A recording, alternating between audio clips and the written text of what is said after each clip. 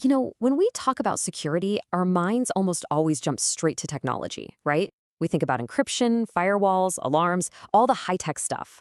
But what if I told you that the biggest vulnerability and also the greatest strength isn't locked away in a server room? What if it's actually walking around in the hallways and chatting in the break rooms? Today, we're digging into the human side of things, this powerful and often invisible force we call security culture. So let's just start with a really basic question. When you walk into a building or you log onto a network, what is it that actually keeps everything safe? The people, the data, all of it. Is it that long list of security policies you have to sign every year? The digital fortress of firewalls protecting the network? Or maybe it's the dozens of cameras watching every move. Look, all of that stuff is important, of course. It's the tangible part of security we can actually see and touch.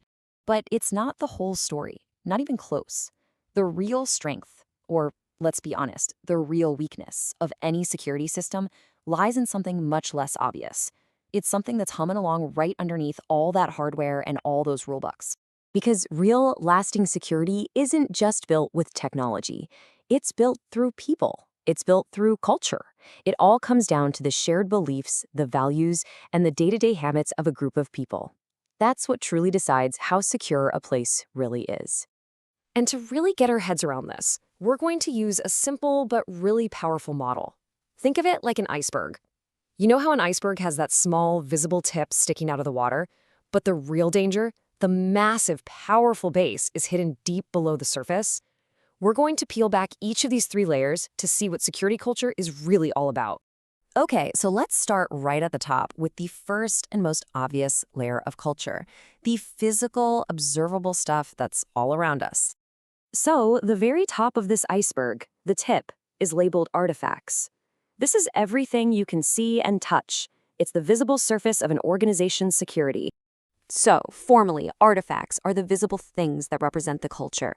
This is everything from the published security policies and official procedures, all the way to the actual physical state of the building and the equipment inside it. So, what does this look like in the real world? Well, yeah, it's the official policies and the CCTV cameras, but it's also the behavioral stuff. Are people actually following the visitor check-in process? Are those secure doors constantly propped open just for convenience? And my personal favorite, are there passwords written on sticky notes stuck right to computer monitors? These are the visible clues that tell you so much about the real culture simmering just underneath. Okay, so now let's dive one level deeper. We're moving past what we can see, and now we're getting into what we can hear. The things people actually say they believe. This middle layer of our model is all about values and expressed beliefs. This is what employees and managers will tell you about security if you actually ask them. It's kind of the official and the unofficial company line.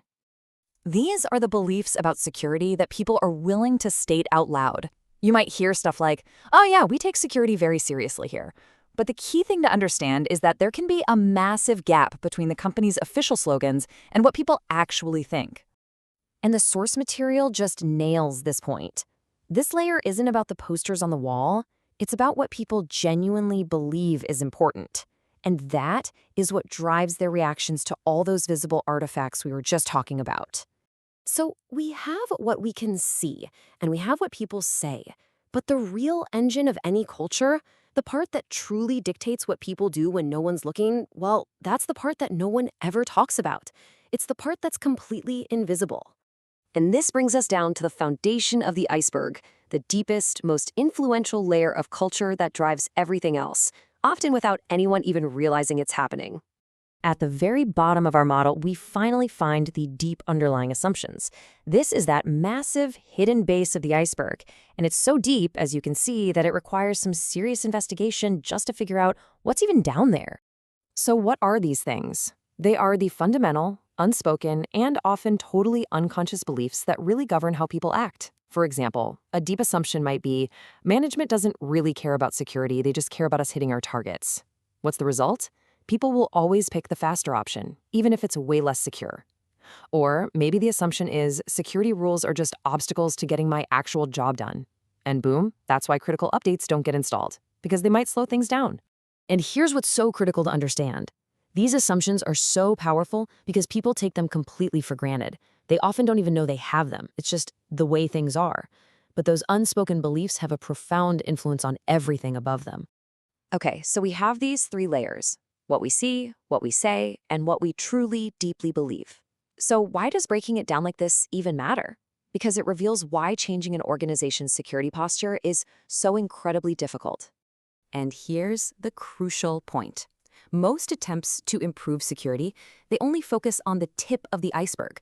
Companies go out and buy new cameras, they write new policies, they hold meetings to talk about their values, but that is all superficial change. It might be fast, yeah, but it almost always fails because those deep assumptions, they haven't been touched at all. Real, sustainable change is slower.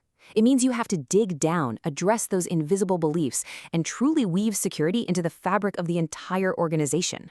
This quote from the source material just says it all. You can make all the superficial cosmetic changes you want, but if you don't address what people believe deep down, the culture will just slowly drift right back to where it started. And this brings us to the key takeaway of this whole explainer. We have to stop thinking of security culture as some separate product we can just bolt on. It doesn't work. True, effective security only happens when it becomes an integral part of how the entire organization thinks, acts, and sees itself. So I'll just leave you with this question to think about. When it comes to security in your world, where is all the focus? Is it on the shiny, visible artifacts at the top of the water? Or is it on the messy, complicated, and invisible assumptions at the very bottom, where the real work actually happens?